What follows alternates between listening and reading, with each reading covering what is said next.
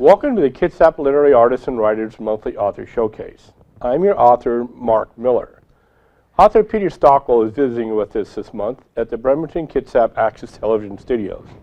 He's a published author of a mystery trilogy set in Kitsap, Kings, and Snohomish counties. Peter, welcome to Claw and our BCAT listening audience. Thank you. Now to start with, can you give us a history of what you did for years in Kitsap County before you started writing about police investigations, murders, and mayhem? Is it true that your previous career led you to personally know half of the Kitsap County population? Well, I don't know if it's half the population, but I did start teaching at Fairview Middle School at that time. It's back to being a middle school now, in 1971. So at that time, I was a 22-year-old graduate of Washington State University. I was teaching 5th grade. I had 10-year-old students. And so today, with me turning soon in the next couple of months to the age of 68, a lot of these kids are in their middle to late 50s, the first students that I ever had. And some of them are still in town here, and I run into them all the time, and we have a good time reminiscing about those good old days. And then I spent 26 years, after a 6-year career in Central Kitsap, 26 years in Bremerton, and taught at Bremerton Middle School and Mountain View Middle School, and retired in 2010 after teaching in Bremerton. So I got 32 years of torture and terrorizing middle school students. So it was a lot of fun. So you know parents, and then the next generation, and then some of the next generation. Correct. I have parents, their kids, and their kids' kids.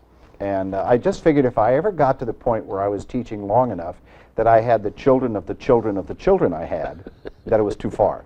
And I did have some of the children I taught.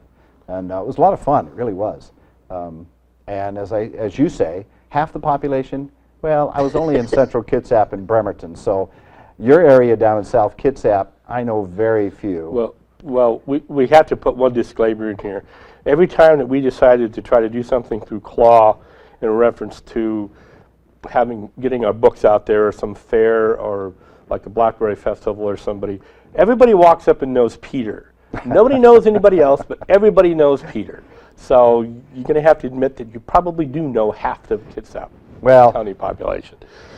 I can blame part of that on my parents, too, who were here. But I have lived in the county since 1970, so with 1 year where I was living down in Olympia in the Thurston County area, but that was just 1 year out. The rest of the time has been up here.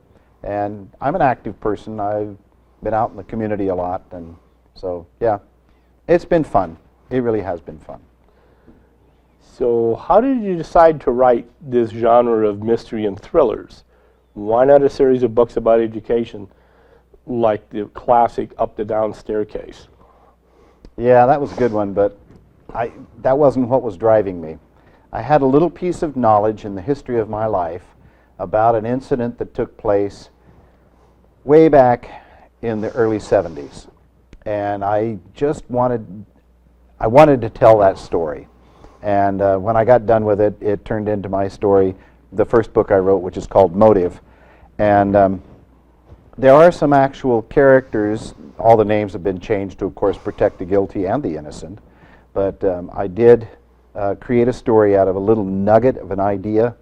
And it ended up not being exactly like the little nugget, but that's how it got started. If I give me nosy, what was the little nugget that started it? Well, it could be dealing with a person I know. Okay. We'll just leave it at that. Okay. So there's going to be a mystery in the mystery. Well, sometimes as I said, you want to protect the guilty. There we go. Okay. Your series had a continuing cast of characters. What's kind of the common thread throughout your novels? Well, when I wrote Motive, I had a detective in the Kitsap County Sheriff's Department. He was the lead detective for the county, and his name is Marcus Jefferson. He has a wife who is also important in his books. Her name is Joan Jefferson. She is a geriatric care nurse at a senior facility in Kitsap County. And they have 3 children. Marcus Jr., Sarah, and James. And in my fourth book, which I'm working on currently, these three children are actually taking a more prominent role in the actual writing of the story. The common thread here is what happens to this family as they go through life, and the criminal aspects of his job keep interfering with their lives. And it's just how they get through this and get out of each of the predicaments that they come up against. How many, and your main character, how many years in law enforcement does he have when you start introducing him?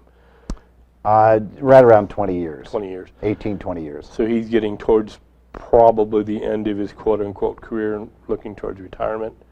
Not yet. Not yet. He's having too much fun, and as dangerous as it is, because the poor man throughout the story, the three books, has been shot at, beaten in the head, wounded, and just had various things that have happened. And his wife isn't very happy with him in the first two books, Motive and Jerry's Motives, because he keeps leaving when he's supposed to have family time. And she would like to have a little more time with him.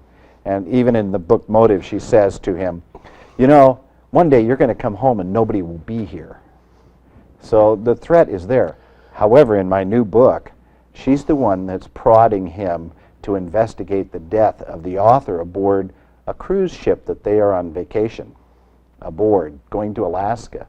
And she's the one who prompts him to investigate when he says, well, it's not my ship. And she says, that stops you.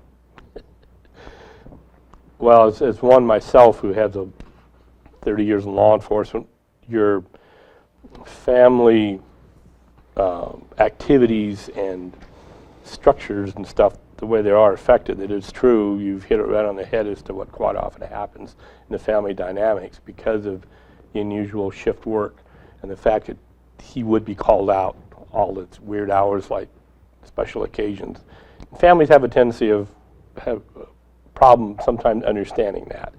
Well, yeah, you can't really solve a crime in the 9 to 5 time period. Yeah, it does Hollywood television series, you do not get it all wrapped up in 2 episodes. 45 minutes? Yeah, exactly. Yeah. So your background is in education and not law enforcement. So how did you research this genre when you decided to start writing these type of stories? Well, fortunately for me, I have a niece who was a member of the King County Sheriff's Department. She started out as a deputy in her young life and ended her career, unfortunately had to take a medical leave of absence due to an automobile accident, but she was a detective at the time, so I've used some of her skills and her background to help me. I have spoken with various people who are medical examiners. I have books on forensics, weapons, poisons, and just basic crime investigation.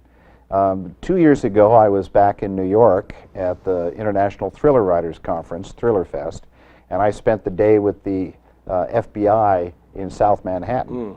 And that was very enlightening to actually talk with FBI agents who have been involved in some very heinous crimes that people would recognize, and what their steps were and how they got through the solving of these crimes. And a lot of it has to do with just reading about criminal activity, reading about other people, reading other thrillers and mystery books, and how other people use their characters, sometimes police officers and sometimes not, to help craft a story that is believable, and yet you have to kind of suspend some ideas of what you believe to be the truth. I think it's safe to say that you do like to put a little twist in there, so it's not like every other, like you said, thriller out there. You want to put a little special little twist. Yeah, you've got to have the twist in there, and it's got to come with a bit of, oh, I didn't see that coming. Mostly because you got to keep the audience reading. It's got to be, it's like Motive. It took me, since I took 6 years to write that book, It took me, I imagine, 10, 12 different attempts at beginning the story, and it took a long time before I came up with the very first line. Roger sat on the floor holding Mary's warm but lifeless hand. And the minute that came out, I thought, yes, that's the first line of that story. And then every chapter, of course, you have to make sure you leave something behind so that the people were going to be reading the next chapter so they can get to the chapter after, which answers the question that was 2 chapters ago.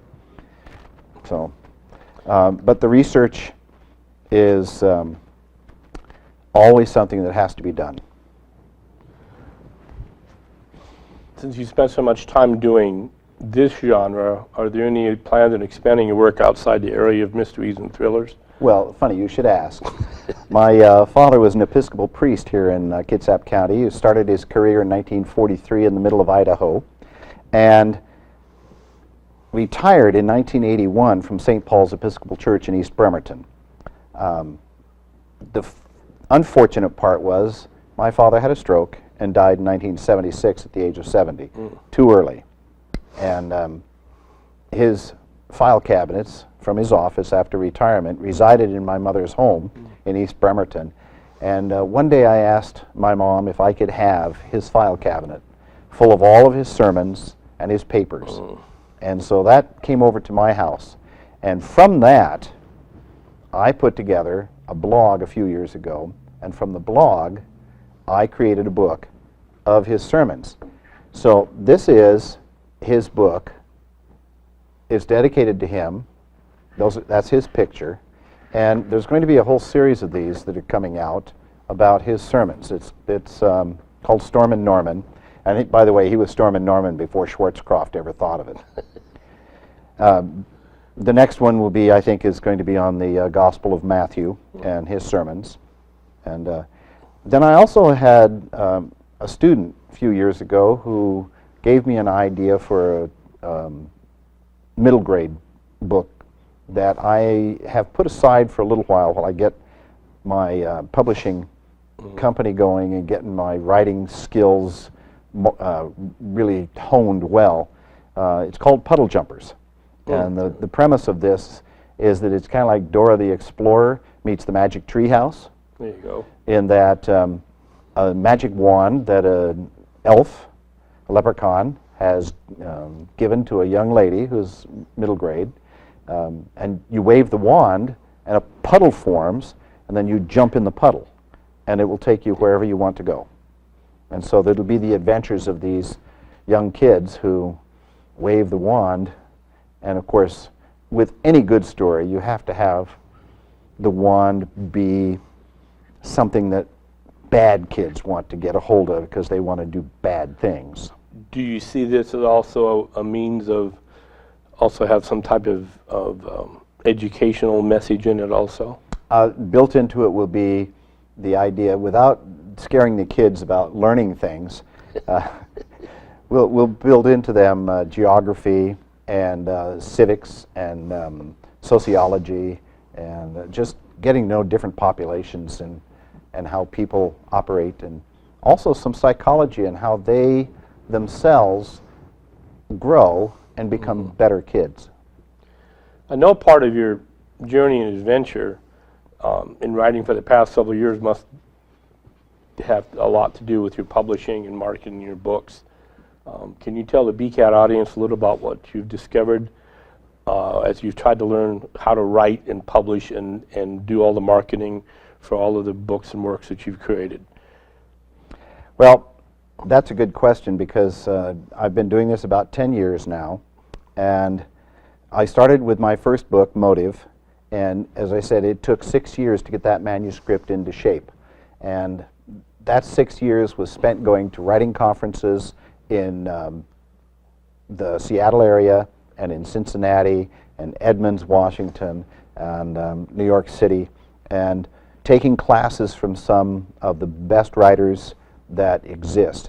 And the first words that I got were, when you get your manuscript done, remember, this is your first one. It goes into the trash or into the drawer, and then you start with the next one.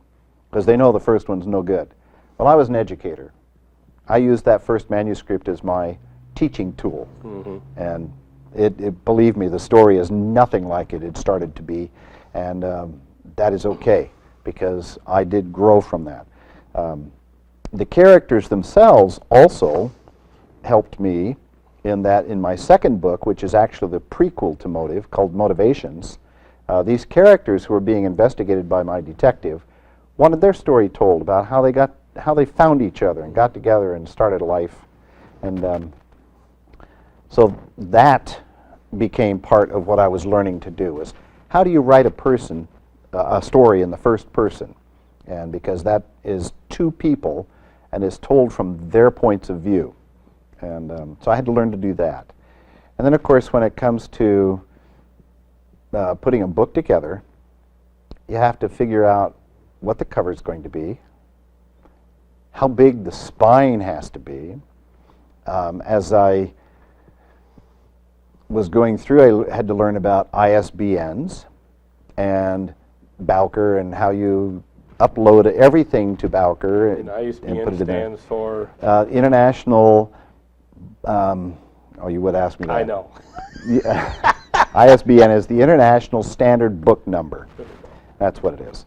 And it basically is the identification used to keep books so that they can be tracked by libraries and the Library of Congress and other countries and other bookstores, etc.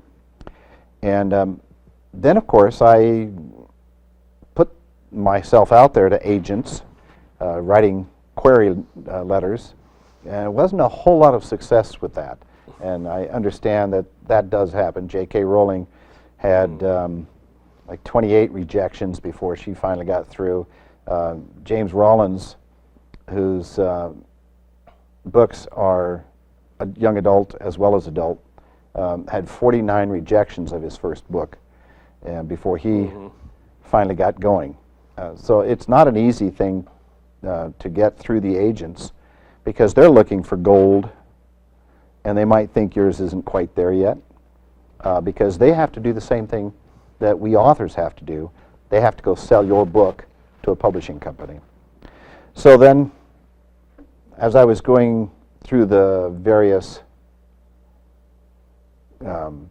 shows that I was doing, International Thriller Writers and PNWA, etc., I learned about publishing and how to put a book together and how to get it ready.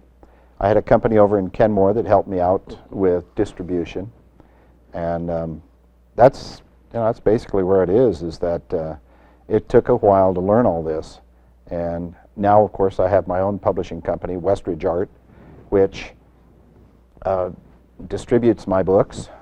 I get them all ready to go, and then I send them out to the bookstores.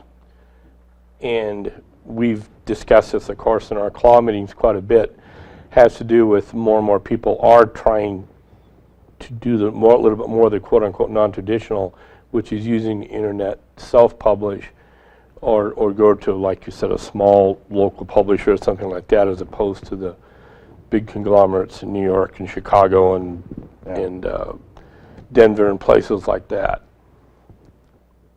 Well, it is daunting. Of course, once you get your book published, the biggest part of it is the marketplace, and that means getting yourself out there into the world. I do book events at local bookstores. I've done sales. Strangely, I will sell books to individuals who are on airplanes with me. I've hit up the flight attendants, and they say, "Well, that's interesting." And sure enough, they'll come up with the cash right there, and we'll buy a book, and I'll sign it to them, and it's kind of fun. I've even sold to passengers on the plane as I'm traveling. But I do the markets, the Bremerton Farmers Market down at Evergreen Park. I have done the Kitsap County Fair this last year. It was very lucrative. And the Blackberry Festival with you last September. That was kind of fun, because you talk about people coming and showing up, and I know them. Yes. The one lady who came off the ferry because she was coming from Port Orchard to the Blackberry Festival, And she saw my sign and came right up to me and said, "Mr. Stockwell, do you remember me?" And I said, "Well, your name?" And she gave me her name, and sure enough, not only did I have her as a student, I also had 2 brothers and a sister to go with it. And she says, "How do you remember that?" I said, "Well, you were good kids." Yep. They really were. And so, yeah, it's marketing. It's getting your book out in front of people and then getting the reviews that are necessary so that people will take a look at the back of this and they'll say, "Wow." See, like in Jerry's Motives. Jerry's Motives explores how and why a man follows his beliefs regardless of what others recommend. Peter writes about deep subjects with believable characters and wraps it around a plot that grows in intensity to the bitter end. When you got an author friend who will write that for you, that means you're getting somewhere. And that's what this is all about. And it's hard work. It is, well, I'm going to take that back. It's not hard work. It's diligent work. You have to keep at it. And that's, I think, one last little thing to throw in there about that is that we discovered it at some of the festivals and fairs you went to. Quite often, the audience of that area will change as to what they're interested in. Yes. You know, we found, especially at the Blackberry Festival, I had a science fiction book. You had primarily thrillers. There was more people interested in the thrillers and the mysteries than there were about the sci-fi. So once again, it's trying to discover that right audience. Yeah, and you know, once your name gets out there, then people are going to start looking for the name of the author and the advertising that you put out, the email list that is put together so that you can contact people, the newsletters that you send out, the Facebook page that you have, the Twitter account that you have, and your website. And you know, all of these are important things. Which leads into the next question. How do you contact? How can they contact you? Well, people, you can contact me at my phone number, which is 360-697-4099. That's my home phone. I actually do still have a landline. And then my cell phone at 360-509-3651. You can go to Facebook and find me there. And that would be, it's P.A. Stockwell, Facebook P.A. Stockwell, or if you just put in Peter Stockwell, you will find that there are about 6 of us. I'm the one with claw, and you'll see our little emblem because I use that as my tagline, the emblem for claw. And then I have a Twitter account at P.A. Stockwell, and my website is www.pastockwell.webplus.net. And of course, we'll be showing some of this on the BCAT screen, some of the contact information also. That's a good idea. Yes. So, do you have any last little final words that you'd like to tell the audience about your experience in writing, or any advice on the craft of writing and trying to get your works published? Well, one of the people that I met at Thriller Fest many years ago was a man by the name of James Scott Bell, who was an actor down in Hollywood, had done movies and television, and he decided to write a book, and he never thought that he could write books.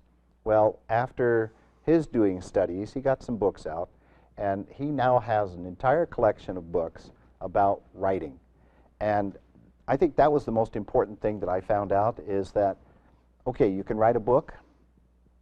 Is it any good? And there are plenty of people that will help you to become better at what you do in this craft of writing.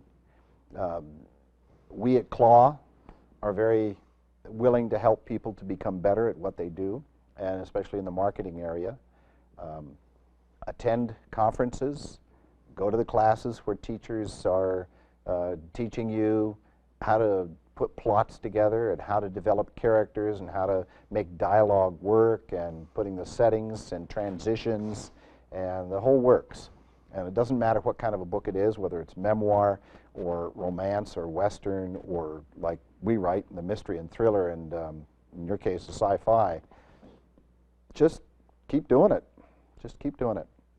Dedicate yourself to the idea that you can be successful, even if you don't think you can be. Thank you, Peter, for coming over to the studio to record this show. Your creative abilities will be an inspiration to many people. I look forward to hearing about your next adventures in writing in the near future. I would like to thank all of our viewers for tuning into Bremerton Kitsap Access Television and viewing this Kitsap Literary Artists and Writers production. I also wish to thank the BCAT staff on camera and the director's chair once again for helping us amateurs get through this. Our next broadcast is scheduled for May when musician and songwriter Carly Ann Warden of Kitsap County will grace our TV screen. So keep in touch with our CLAW Facebook pages to see what local authors and artists are doing and where to meet them. I hope everyone has a pleasant day and a productive and fascinating year. Until next time, I am Mark Miller with Kitsap Literary Artists and Writers in conjunction with Bremerton Kitsap Access Television. Good evening.